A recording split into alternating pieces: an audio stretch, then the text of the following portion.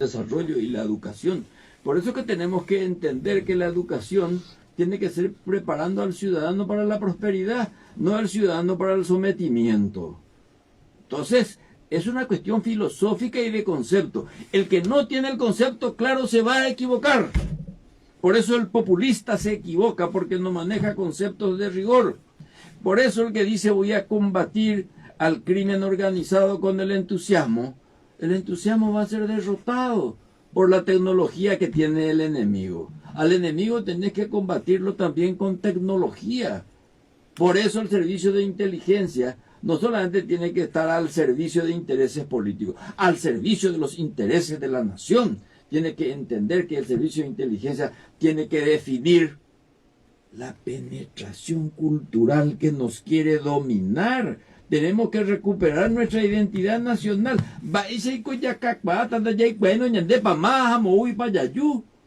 Nuestro ADN debe ser conocido por la vía de la historia. Es decir, lo que vamos a hacer en el próximo gobierno es iniciar el proceso. Porque el desarrollo es un proceso, no es un suceso. Y el que dice yo en 5 años les voy a resolver, mentira. En 5 años yo puedo resolver algunas cosas urgentes, que creo que guardan relación con la seguridad y el pago de la deuda, el aumento de los tributos, porque a la hora de la verdad, si vos no recaudás nada, ¿cómo vas a financiar una educación libre, laica y gratuita? Indica tu año. Entonces van a prosperar las instituciones privadas y la educación va a ser un negocio lucrativo y no una responsabilidad intransferible del Estado. Con respecto al tema de la educación, yo suelo preguntar a políticos sobre todo, ¿para qué queremos educar? Porque todo el mundo repite educación, educación, desarrollo sin educación no es posible. Bueno, ok, pero ¿para qué queremos educar? Queremos educar para el saber hacer, para tener buenos empleados, sin ningún pensamiento crítico, sin ningún pensamiento autocrítico, que simplemente sean eficientes como mano de obra. O queremos educar para saber pensar, para que la gente sea capaz de pensar, de entender. Yo me temo que el paraguayo no entiende muy bien cuál es el perjuicio que tenemos o que hay de tener un Estado absolutamente sometido a una oligarquía mafiosa, ¿por qué no decirlo? Entonces, ¿cómo vamos a transformar el país si la gente no analiza, no piensa, no comprende y no puede elaborar propuestas sobre eso? ¿Qué me decís al respecto? Hay una vieja disciplina que se ha abandonado y que tenemos que recuperarla, como dice Borges: la lógica. Porque la lógica te ayuda a pensar. ¿Qué decían mis maestros en el Cristo Rey? Sean peligrosos. Piensen. Para saber pensar hay que estudiar lógica y matemática. Porque si no, tu cerebro no está preparado para deducir, para concluir y por lo tanto para gestionar. Por eso el Estado que se encarga de la educación, tiene que tener un pensamiento demasiado claro sobre qué ciudadanía es la que estamos buscando. Porque si es una ciudadanía de alta cualificación de sometimiento y obediencia a la disciplina laboral, a mí no me sirve como Estado. Eso es desnacionalizar a un país por la vía de una información inducida y conducida. Nosotros tenemos que hacer que la educación sea emancipadora. No hay otra forma de emancipar, sino es a través del pensamiento. Por eso la educación, el proyecto tiene que ser sustentado en la infraestructura, la docencia y la vinculación con la cultura. La vinculación con la cultura supone que el educando empiece a tener conceptos de su identidad. Y una forma de tener conceptos de su identidad es vincularse por la vía de las expresiones culturales. Vos no vas a aprender a leer y a escribir y ser un buen ciudadano si no tenés un concepto de la cultura universal. Entonces las escuelas tienen que dejar de preocuparse de la merienda escolar, que es responsabilidad de otros institutos, y la escuela la debe construir el Ministerio de Infraestructura. Entonces el Ministerio de Educación debe cuidar a su docente, debe cuidar el principal templo, que es el aula, y que se vincule con la familia, donde están los valores a los que estás recurriendo. Porque si no tenés los valores de lo que es la independencia, la solidaridad, la honestidad, esa oligarquía mafiosa a la que te referís, porque hay oligarquías que son explotadoras pero no son mafiosas, es porque estas demás explotadoras son mafiosas, que es horrible. Entonces la lucha va a ser tenaz, y ahí sí que vas a tener muchos enemigos, mi querido, pues se van a dar cuenta enseguida para dónde te vas. Y ahí es donde yo le tengo miedo al coloniaje. Pero al coloniaje tienes que ponerle una barrera infranqueable, que es tu propia cultura y tu propia historia. O sea, nosotros no tenemos por qué recurrir a nadie. Nuestra historia es muy rica en materia educativa.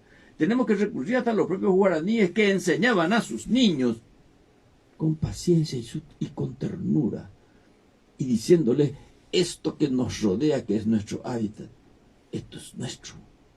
Esto nos obsequió o Dios, o el que vos quieras llamarlo, como quieras llamarlo, pero eso es nuestro, y eso no es ajeno. Y el que venga ajeno, que venga si quiere invertir en base a un proyecto nuestro, pero no nos vengan a decir: yo invierto y encima este es mi proyecto. De ninguna manera. Y ahí voy a ser absolutamente intransigente. Por eso necesito de ese cenáculo popular. Lo popular no quiere decir muchedumbre. Popular quiere decir gente que entienda y esté vinculada a las necesidades y urgencias de la ciudadanía. Por eso es que voy a tener que estar rodeado de gente que piensa, no del puto entorno que termina jodiéndote la vida, porque termina aislándote de quienes te dieron el mandato de buscar su prosperidad.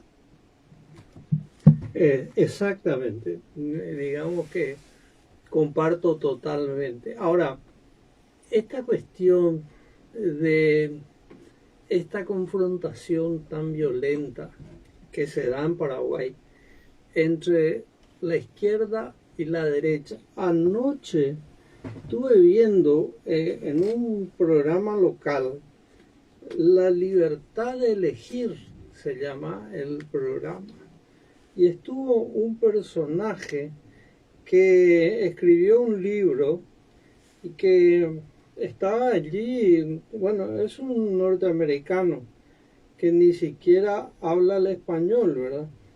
Pero estaba hablando de el liberalismo, el capitalismo. El capitalismo. Y el libro que escribió se llama El capitalismo no es el problema, es la solución. Entonces uno se queda sorprendido ante tanta brutalidad, porque eso es una brutalidad. El capitalismo tiene algunas cosas positivas, pero una gran cantidad de cosas negativas. No podemos brindarnos así alegremente a ese tipo de cosas. Está lleno de mitos. El famoso tema del mercado, ese es un mito. Eso no existe. La inversión externa, tenemos que convertirnos en un país que acepte y promueva la inversión interna, como si la inversión interna fuera un regalo, fuera que alguien va a venir del extranjero con un montón de plata y va a regalarnos esa plata. No, nosotros somos parte de un engranaje, de un mundo completamente secundario, en donde nuestra tarea es producir alimentos, soja y carne. No pensemos en industrializarnos, no pensemos en proyectarnos como una sociedad culta y con niveles tecnológicos avanzados. No, vamos a seguir siendo, porque ese es el lugar que nos adjudicó el orden mundial. O sea, que nosotros somos reflejo de eso. Y contra ese orden mundial hay que luchar, porque no nos va a asignar otra función si nosotros no luchamos. Entonces el problema es bien complejo. Por eso es que la regionalización o la latinoamericanización, como dice Boric, es una asignatura que tenemos que rendirla con eficiencia y con rigor. El capitalismo, como si el capitalismo fuera filantrópico. ¿Dónde igual tiene capitalismo filantrópico? No existe eso. No existe. Es la búsqueda del lucro. O sea, tampoco se trata de ir al otro extremo, pero hay que entender sus reglas. Y ahí yo estoy de acuerdo contigo. Yo creo que hay que fomentar la inversión nacional, sin perjuicio de que lo internacional sea bienvenido. Pero la inversión internacional es bienvenida cuando ésta está al servicio de un proyecto nacional, no que ellos hagan su propio proyecto y nos limiten a ser los eternos productores de materia prima. Es hora de que nosotros saltemos una escala más del proceso de producción y podamos realmente exportar más allá de las materias primas. Es cierto, la seguridad alimentaria y la exigencia de los alimentos en el mundo es importante. Vamos a producirlo con una calidad, no que vaya otro y la industrialice, ¿verdad? Nuestra producción de materia prima nacional. Y tampoco me hace mucha gracia que exportemos carne y al llegar a nuestro destino le ponen un sellito y dice made in y del país a que nosotros estamos exportando, que nosotros podemos exportar directamente.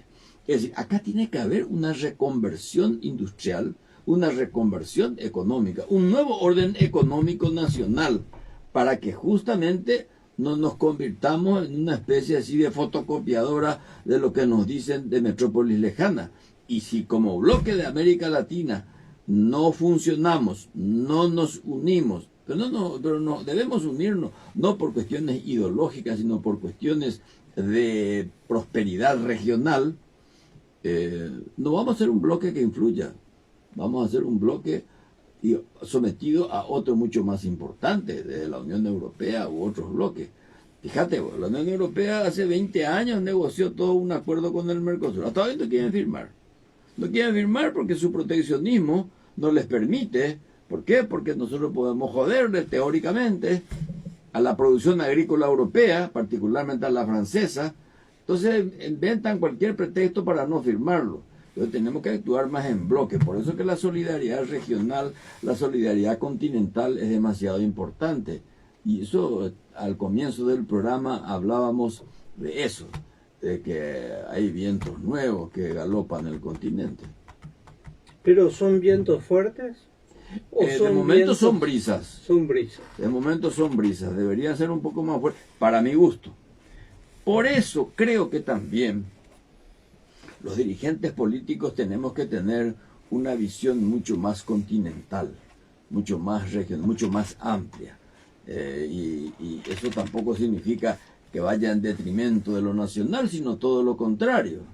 Hace poco un alto exponente del Ministerio de Educación se oponía a que la guarania fuera un patrimonio del mundo, porque dice que vamos a perder identidad nacional. De irónico, al contrario. En la medida en que lo nuestro sea patrimonio universal, eso quiere decir que lo nuestro funciona y eso consolida nuestra cédula de identidad nacional.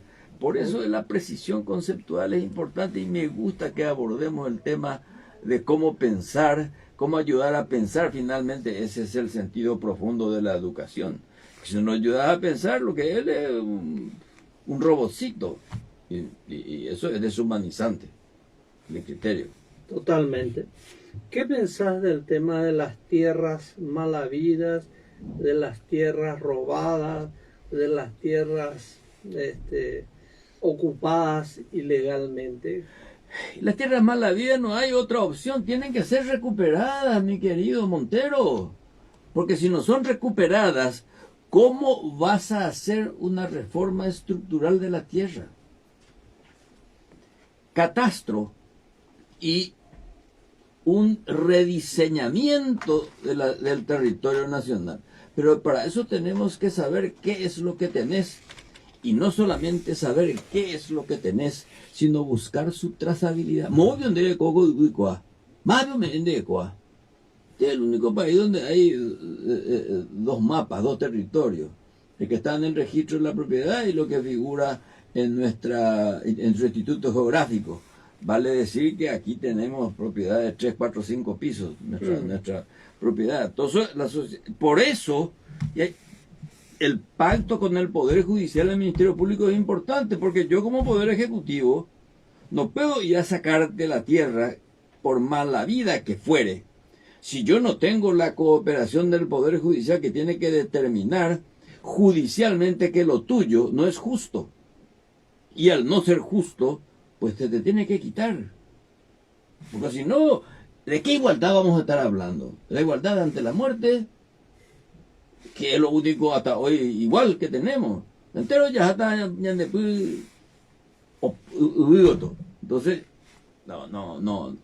Tenemos que tener un sentido de la libertad, pero cuyo ejercicio te lleva a la igualdad de oportunidades, a la igualdad del bienestar, no la igualdad de la pobreza. ¿Qué coño me vas a hablar a mí de la dignidad de la pobreza?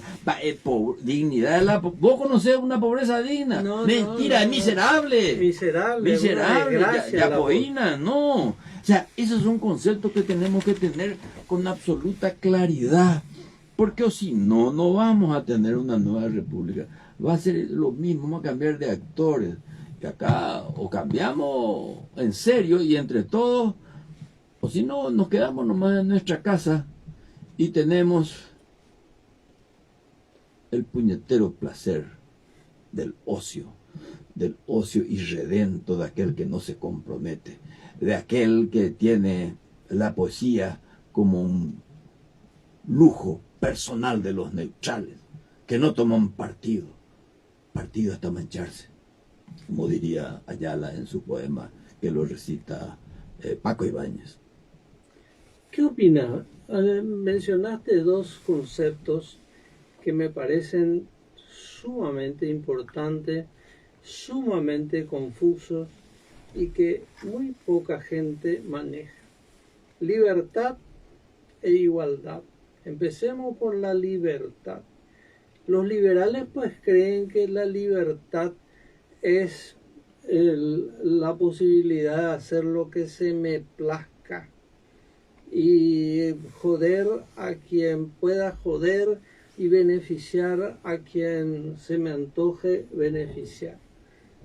Esa no es una idea de libertad seria. ¿A qué, cuando hablamos de libertad, qué estamos diciendo? ¿Qué buscamos? ¿Existe la libertad?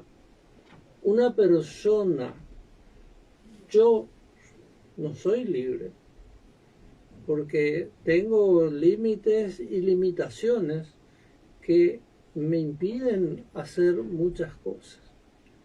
Un sacerdote no es libre, porque pertenece a una congregación, pertenece a una iglesia.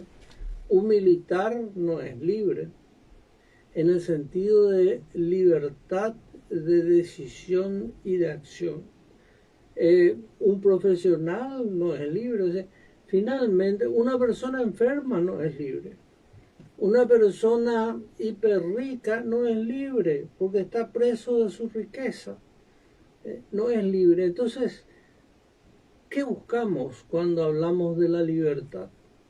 ¿Y qué decimos cuando decimos libertad? Libertad para elegir, dice este programa donde lo trajeron a este neoliberal fanático. ¿Qué decimos cuando hablamos de libertad? Todo el mundo sabe y dice, y tampoco es demasiado cierto, de que todos los hombres nacemos libres. La mayoría de los hombres ya nacemos condenados, claro, según a la clase social a la que perteneces y dónde naciste, porque no es lo mismo nacer en un tugurio, en una comarca donde no hay la más mínima protección sanitaria, que nacer en Estocolmo. Ahí ya hay dos tipos de libertades, ¿verdad? Una libertad condenada por la estructura y una libertad más o menos a comodidad de la sociedad. Entonces, tenemos que recurrir en primer lugar, y eso forma parte de la libertad de pensamiento, y la libertad de pensamiento es cuando te enseñan a pensarla. Y ahí podés mezclar desde Camus, Heidegger y el propio Sartre, en que la libertad en el fondo es una cuestión existencial.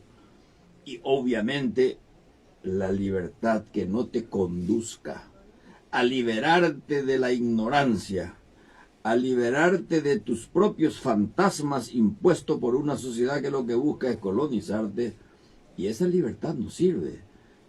Hay una libertad consciente que es la que señalaste, la libertad del cura, decir, entra en un convento, él sabe cuáles son sus limitaciones, entonces su libertad está en optar por no ser libre totalmente. La misma cosa que un militar. Ahora, el ciudadano común, su libertad básicamente tiene que ser en libertad de pensar, la libertad de querer ir donde él quiera, pero eso está en relación directa a su capacidad adquisitiva. Entonces, la libertad que no busca la igualdad, y eso tiene que gestionar el Estado. El Estado no puede meterse en tu libertad de pensamiento, pero sí puede meterse en el sentido de poner límites a la codicia de tu lucro. Y como dijiste muy bien, hay muchos ricos que no duermen tranquilos. No hay libre pánico. Por eso este problema de concepto es importante. La libertad tiene que ir acompañada entre una lluvia de estrellas viene el amor. Con la fraternidad universal. Trae abiertas las alas y el corazón. Quemado por los techos. Hay una famosa anécdota que te la contaré después, de los paraguayos que estuvieron en la Guerra Civil Española y tuvieron una discusión con el comisario político Palmiro Togliatti, pero después te explico si querés y si hay tiempo para no aburrir a la audiencia, que no sé si estará ya semi aburrida de esta suerte de monólogo que vos deliberadamente me estás induciendo. No, me parece que pocas veces se puede hablar con un político, con un candidato, con cierta profundidad. Todo el mundo te habla así superficialmente nomás, pero cuesta profundizar en los conceptos. La igualdad, somos pico iguales. Mucho menos, mucho menos. Si algo caracteriza en el diagnóstico de todo es que acá hay una gran inequidad social. En un país rico tenés 2 millones de pobres y apenas 7 millones de habitantes. Eso quiere decir que algo está mal. El Estado ha fracasado. Entonces, Adam Smith es un revolucionario comparado con lo que está sucediendo en nuestro país, ¿verdad? Entonces, la lucha por la igualdad es creo que el principal desafío que tienen los próximos gobiernos. Y si nosotros no pactamos por buscar la igualdad, y nosotros no nacimos comuneros, nacimos iguales, nuestra historia nos habla de eso. Y fuimos cada vez apartándonos más de la igualdad. Entonces la inequidad social es una cosa inducida, porque cuanto más desiguales somos, más fáciles somos de ser dominados. ¿Qué pensás de la ley? ¿La ley como tal? Sí. Bueno, la ley es una arbitrariedad del Estado. Ahí te doy una respuesta anarquista, como diría Siriaco Duarte, ¿verdad? Para no irnos a Bakunin, para no irnos a Buenaventura Durruti. La ley es un invento de quienes gestionan el Estado. Y si los que gestionan el Estado no tienen un concepto de la justicia, pues las leyes van a ser siempre discriminatorias. Afortunadamente, una ley mata a otra ley, como un decreto mata a otro decreto. Por eso no solamente tenemos que pensar a qué presidente vamos a elegir, sino a qué parlamentarios vamos a elegir, porque son los que van a elaborar las leyes. Y esperemos que esas leyes elaboradas se compadezcan de esa ausencia de igualdad y de un ejercicio extremadamente limitado de la libertad, y que los jueces puedan aplicarla como corresponde. Pues acá también hay una justicia selectiva. Hay un fallo que tardó 21 años, por ejemplo. Es justicia barata y rápida, de mentira eso. Entonces, no nos quedemos nosotros en la corrupción del Poder Ejecutivo. Veamos también la peor de las corrupciones que están en el Poder Judicial, porque a la hora de la verdad el ciudadano ¿a qué recurre cuando todo le falla? A la ley. Y ella es prisionero del fallo de un juez de primera instancia. Que si la ley que existe es injusta, la aplica legalmente, pero en detrimento de las ansias de justicia del que demande su participación jurídica. Entonces, la ley es una arbitrariedad de quienes administran el Estado. Por eso suelo sostener, y me suelen repudiar algunos ignorantes, que acá no hay Estado, porque no hay una élite que la gestione. Y esa élite no es una casta, sino es una gente preparada, con sentido republicano. Y el sentido republicano supone un alto sentido de la ética y la estética en la gestión, para que las leyes producidas sean no negociadas, sino que sean aplicables. Entonces aquí hay muchas leyes que hay que cambiar. Acá hay muchas cosas legales, pero mayoritariamente injustas. Yo creo que por naturaleza la ley es injusta, en el sentido de que es un mecanismo de dominación de un sector sobre los demás sectores. Los más fuertes, los más ricos, terminan imponiéndose sobre los demás.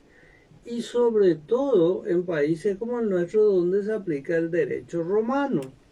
El derecho romano es el derecho del pater familia. Él tiene ascendencia, autoridad y es dueño no solamente de las tierras que posea, es dueño de la gente, o era dueño de la gente que habitaba, como ahora mismo sucede, por ejemplo, con la secta Mun. Hay pueblos enteros que son propiedad de alguien. Y eso es inadmisible, salvo en el derecho romano. Pero mi querido hermano Raúl, mi pueblo se compró a tranquera cerrada como si fuéramos unos vacunos por la secta Mun. Déjate de joder. Y además lo han legitimado con fallos judiciales. Y algunos de reivindicación fueron anulados de vuelta. ¿Por qué? Porque estaban los intereses que tenían estos señores que venían de afuera, queriendo imponer su propia ley, y maquillaban con las propias. Y ahí está la verdadera revolución. Ese es el verdadero cambio. Cuando hablamos de cambiar el Estado, es cambiar toda su estructura legal de sometimiento y explotación. Eso, si no entendemos, jamás vamos a salirnos del estado de dependencia.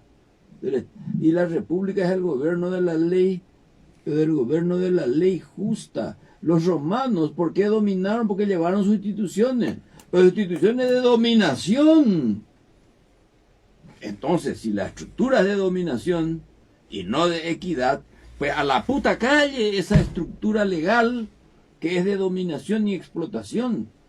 Y eso hay que explicar, y hay que perder su tiempo, y hay que entender, o si no, en este mundo nada será justo y perfecto. Todo lo contrario, será miserable y discriminatorio. ¿O no? Sí, absolutamente. ¿Cómo vas a manejar las relaciones, en caso fuiste ministro de Relaciones Exteriores y alguna idea tenés que tener, las relaciones con el Imperio del Norte, donde ellos imponen sus condiciones, imponen las leyes, imponen todo. Ellos determinan todo lo que va a pasar en el país. ¿Y cómo vas a manejar las relaciones con los subimperios? El Brasil, aquí en la región, Argentina muy debilitada en este momento, que podría ser un factor de alianza importante. Pero Brasil es otro problema serio. Estamos peleando por el asunto de la energía y no avanzamos ni un milímetro, porque nosotros no somos capaces de hacernos respetar y disponer de nuestra propia energía. Ahí hay un tema profundísimo. ¿Cómo lo manejas? Te voy a explicar. Qué bueno que me preguntes esto porque me permite un par de aclaraciones y un par de descargos. Punto número 1, la pandemia y la búsqueda de las vacunas no me permitió hacer política exterior. Sin embargo, la diplomacia de las vacunas me enseñó algo. Que cuando vos zapateás y decís que sos un Estado soberano y le decís a tu aliado, ¿sabes qué? Si tu alianza no se convierte en un hecho concreto, tu alianza no me sirve. Así obtuvimos las vacunas cuando zapateamos. Brasil, entendé bien. 3 cartas envié a Itamaraty para avanzar en la revisión del anexo C.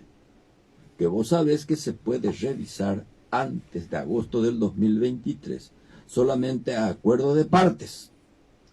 Y obviamente los brasileros primero recurrieron a la pandemia, después recurrieron a otros pretextos para no avanzar. Me dijeron, vamos a resolver primero la tarifa, eso es lo último, vamos a resolver primero la tarifa y después vamos a revisar. Entonces, ¿cuál es la solución? Plantear una cuestión de fondo, la renegociación integral del tratado.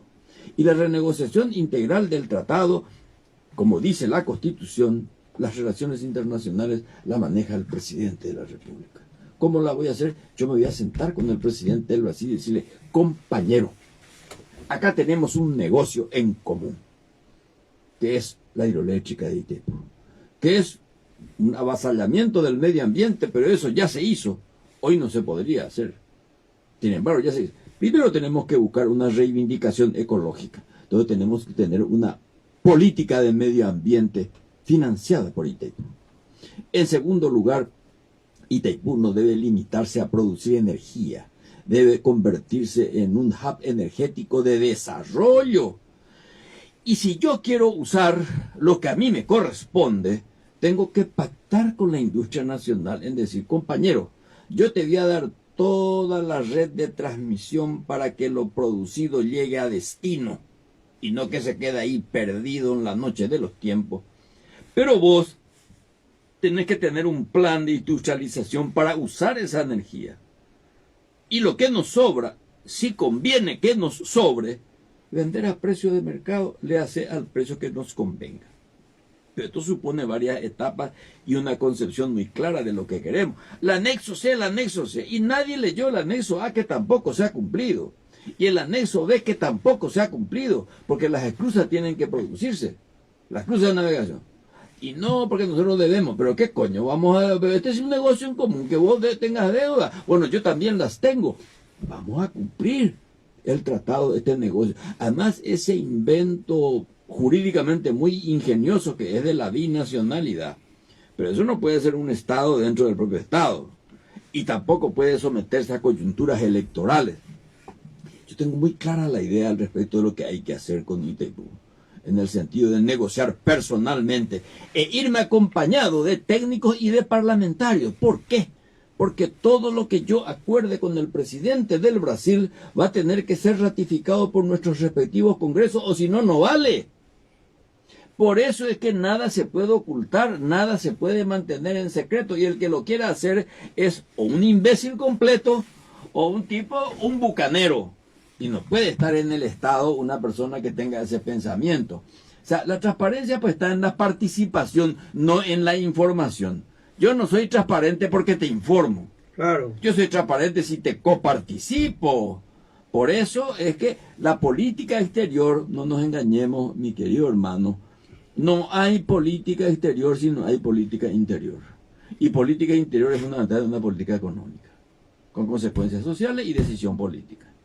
Por eso, nuestra política internacional tiene que ser mucho más agresiva y estar en los organismos multilaterales defendiendo nuestros intereses, que las tenemos que saber muy bien. Eso supone que cada embajador debe estar entrenado no diplomáticamente, debe estar entrenado económica y políticamente. Esa pelea pelotuda entre diplomáticos y políticos, esa es una dicotomía falsa. Todo diplomático es un político. Y un político que está en el servicio exterior tiene que manejar normas mínimas de la diplomacia para poder convivir. Y hace mucho tiempo que las cosas ya no se resuelven por notas, se resuelven por relaciones internacionales, interpersonales.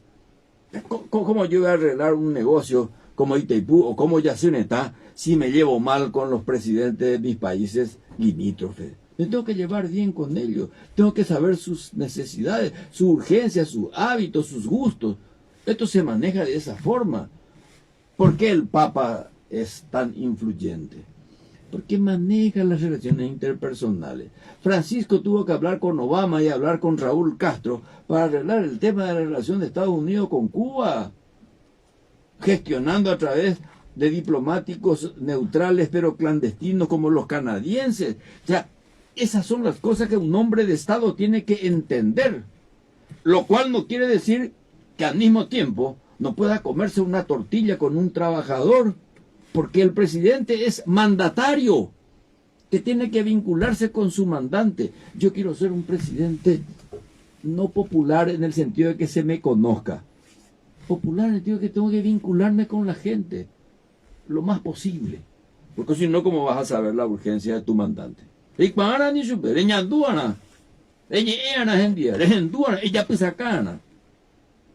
No es fácil este tema. Es, No, casi, claro, es casi un apostolado, por no decir un martirologio. Ahora, cuando subió Lugo, él trató de empoderar a los sectores populares. Trató de que el pueblo tuviese poder y que los reclamos del pueblo sean vistos y escuchados.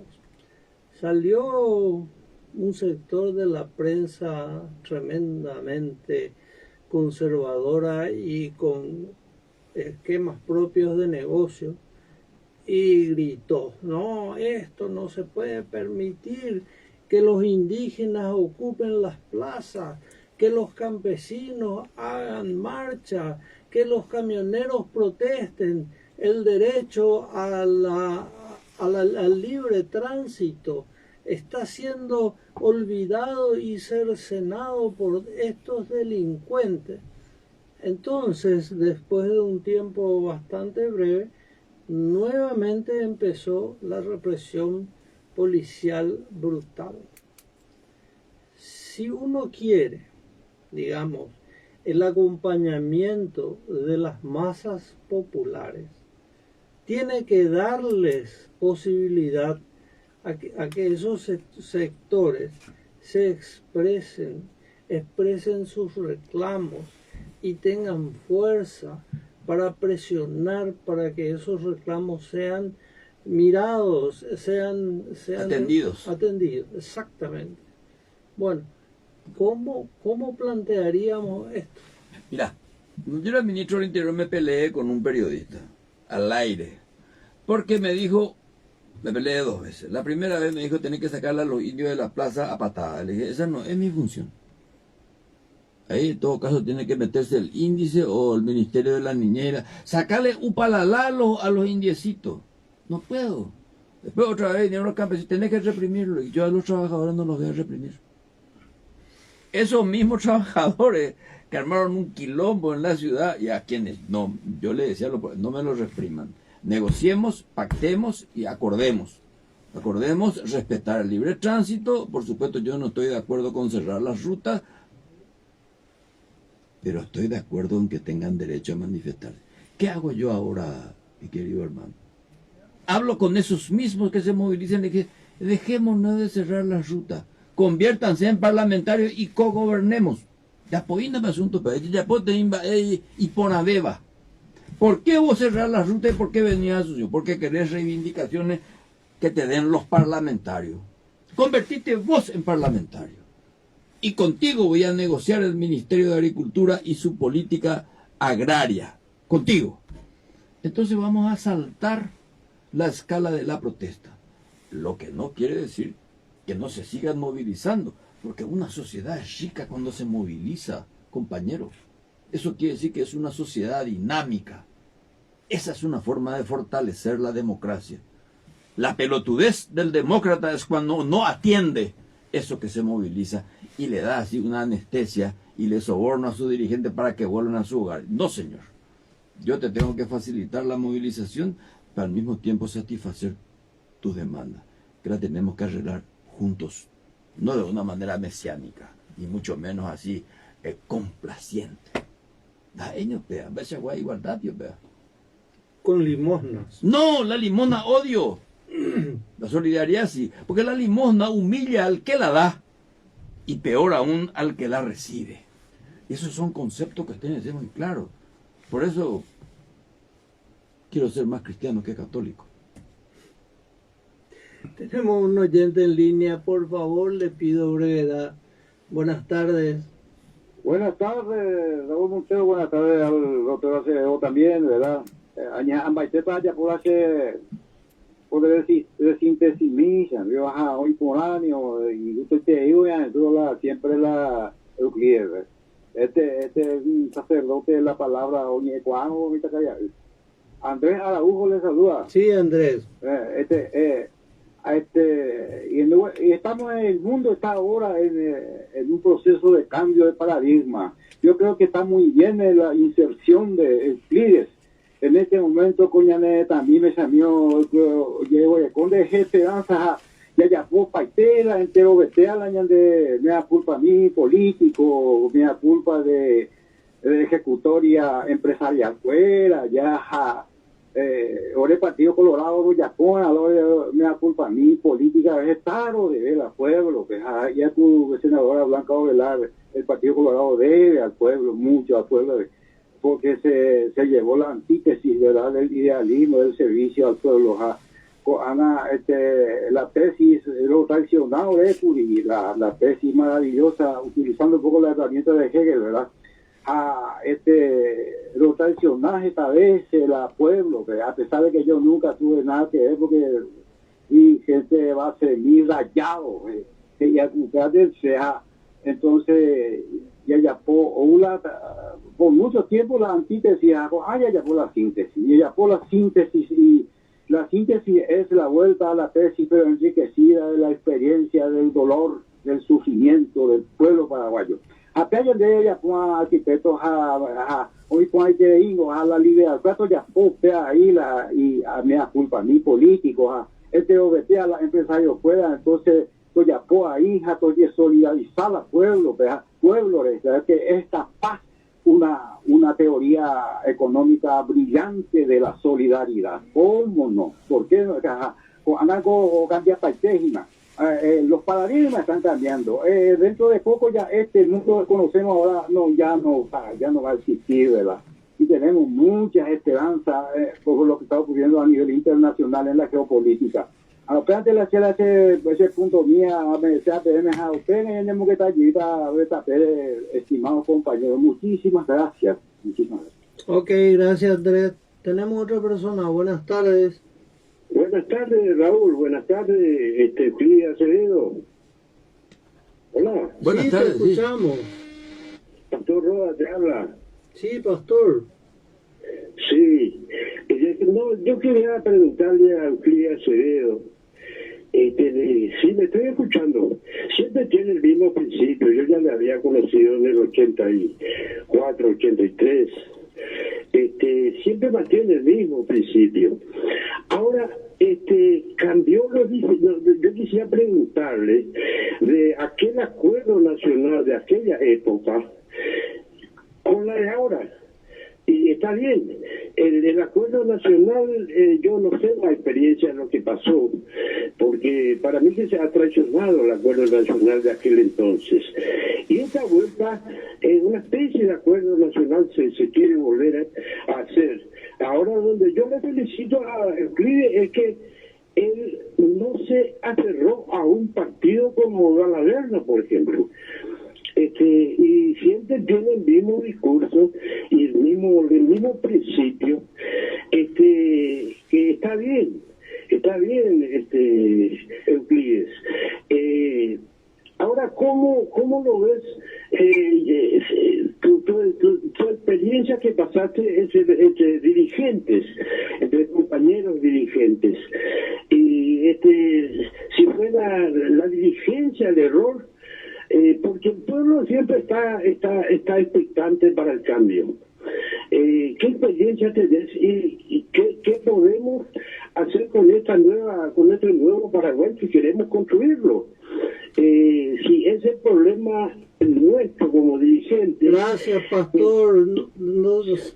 Se va todo el tiempo así con el discurso. Bueno, tenemos otro oyente. Buenas tardes. Sí, buenas tardes. ¿Qué tal, Arqui? ¿Cómo te va? Sí, bien. Esteban te saluda. Esteban, sí. Muy buena a tu invitado. La verdad que la exposición me parece más para un país platónico. Estamos en el Paraguay y en un punto de su criterio, de su charla, ha puesto en el tapete la posibilidad de aumentar los tributos para seguir pagando la deuda externa, etcétera. Pero ¿no le parece, Euclides, que primero tendríamos que achicar este estado de fantasía que nos come todos los recursos de un pueblo que ya no tiene más para pagar tributos? Ese por un lado. Esa es la parte, me parece a mí, inclusive, la columna vertebral de nuestra mala economía. El exceso de funcionarios, el exceso de gastos rígidos, y en consecuencia no tenemos recursos para la educación, para la salud y para otros menesteres muy vitales, como lo es el medio ambiente. Y bueno, y estamos en eso porque esa es la política que nos han impuesto. ¿Y por qué? Porque después de la dictadura nos dijeron que teníamos democracia, pero nada que ver. Lo que tenemos es un exceso de libertad, un libertinaje por parte de quienes nos dominan. Esa es la otra parte. Entonces ahí nace la gran desigualdad y los privilegios. Entonces a mí me parece no tanto de tratar de cruzar con un puente todo ese drama. No, hay que enfrentar la realidad. Hay que mostrarle la cara y que nos muestren ellos los robos abismal que nos hacen, y que en ese sentido hay gente de mucho privilegio que no mira al pueblo como su gente, como para tratar de ser iguales, no, sino que más para más desigualdad y para más injusticia, para más pobreza. De ahí que eso de invertir también, ¿qué hacen todos los paraguayos si no tenemos recursos para desarrollarnos? Bueno, gracias. Tenemos a alguien más en línea. Buenas tardes. Sí, buenas tardes.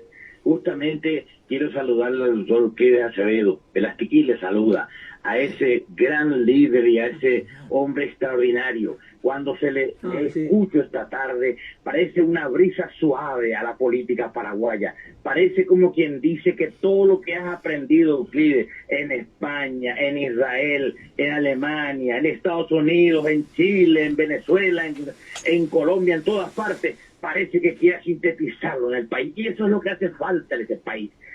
Como decía el profesor Res, no es que apoyo 90% tu pensamiento, 100% apoyo tu pensamiento, compañero, porque está avalado no solamente, digamos, por tu capacidad, sino por toda una vida de resistencia y de servicio a nuestro pueblo. Y cuando te tocó servir a nuestra patria, no dijiste no, lo dijiste sí y lo cumpliste con brillantez. Lo digo de corazón, compañero. Estoy totalmente de acuerdo, Euclides Acevedo. Yo creo que la victoria te va a acompañar de este gran conglomerado, de esta gran, esa esa comunicación, esa conversación que se está llevando en el local del PRF de todas las fuerzas políticas paraguayas para lograr a los mejores hombres en la conducción del país. Compañero, tu pensamiento se va a concretar.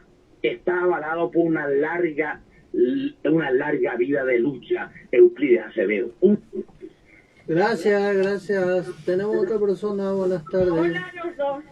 Hola, Aki. ¿cortito qué? Aki. Sí. Yo soy una ama de casa, ilustre ama de casa de 80 años. Las negociaciones no se tienen que volver a realizar, ya se hicieron.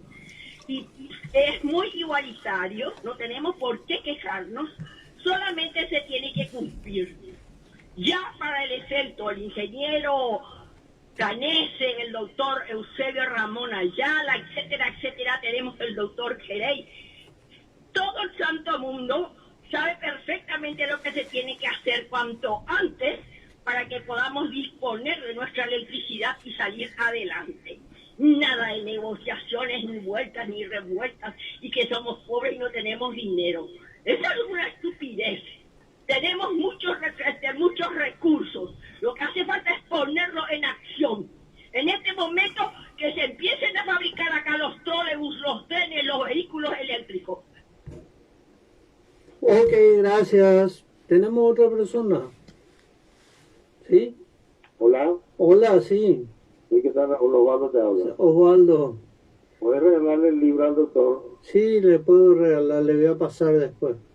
Bueno, en concreto, tenemos 3 millones de hectáreas de soja ya, donde emplean entre tractoristas y fumigadores no más de 15 o 20 mil personas.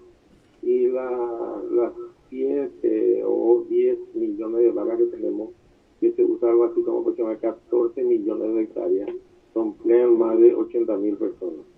O sea que la exportación por aproximadamente de soja y carne por cerca de los 9 mil millones no emplean a 100 mil personas, no emplean a 100 mil personas con el frigorífico completo. Y más se mueven un poco los camioneros que trabajan, que ya son independientes. Porque el doctor Euclides decía en posiciones que que el modelo se agotó, y lo que no sé si no escuché bien, doctor, es que si se agotó el modelo político o se agotó el modelo de producción, porque tenemos impuestos más bajos en toda la zona y no se generan empleo, por eso no viene capital privado a invertir por el bajo impuesto, ¿verdad? Y no tenemos también un proyecto de regularización de tierra, por eso lo que supongo que tendría que darse, doctor, es analizar el agotamiento del sistema productivo y proponer uno que dé empleo realmente. Y si no tenemos suficiente impuesto y además lo que ganan las multinacionales, los frigoríficos de la sociedad, todo el dinero que ganan lo envían a su central extranjera y no queda dinero para que se inviertan a vaca. A ese modelo, ¿qué dice, doctor? Gracias. Ok, gracias, Osvaldo. Ahora, Vamos a ver, Raúl, que este tipo de intercambio con la audiencia es enriquecedora. Comenzó con el amigo Andrés, donde pide una suerte de mea culpa. Pero no es suficiente la confesión de los pecados. Lo más importante es el propósito de enmienda. En ese sentido, creo que los políticos tenemos que admitir nuestras culpas. Y creo que el señor Araujo, Esteban, y mi amigo Justiniano Velastiqui, que me da un entusiasmo renovado porque es un viejo compañero de lucha. Uno necesita también del estímulo, porque finalmente uno no es un incombustible.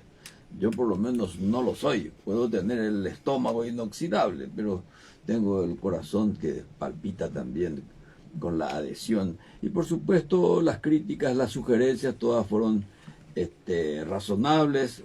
Por lo menos, digamos, yo las asumo, las anoto, las registro. Esta última intervención sobre el nuevo orden económico agrícola que tenemos que revisar, pues aquí no se trata de aumentar la producción a expensas del desempleo, para nada. Y tenemos que poner mucho límite a la ganancia que va hacia afuera y no se queda nada adentro. Hay otro que habló de que aquí hay que achicar el Estado. Acá no se trata de achicar ni agrandar, sino que acá lo que se trata es que el Estado pueda cumplir con su rol de gestor social. Y aquí quiero hacer una aclaración. Yo creo que no hay que aumentar los impuestos, pero hay que aumentar la cantidad de contribuyentes. Acá hay un montón de evasores. Yo creo que hacia acá nosotros recuperamos más del 50% de evasores. Traemos por lo menos un 30%, vamos a tener un mayor ingreso, porque finalmente el Estado vive del crédito externo y de lo que la gente tributa. Pero para que la gente tribute, para que la gente quiera pagar sus impuestos, el Estado tiene que devolverles con la debida publicidad de su gestión social y facilitar. Este es el único país donde vos haces cola para pagar impuestos. Impuestos que te tienen que tratar de que es posible cobrarte en tu casa, como yo creo también que para los de la tercera edad voy a exigir que sus jubilaciones le lleguen a su propia casa, como se hace en cualquier parte del mundo. Finalmente no es ningún regalo, es recuperar lo que él invirtió durante toda su vida para que pueda tener una vejez digna. Y como decía Perón, con los pibes y los ancianos no se jode. Yo creo que en ese sentido, creo que nuestra tarde de hoy, por lo menos para mí, ha sido sumamente provechosa.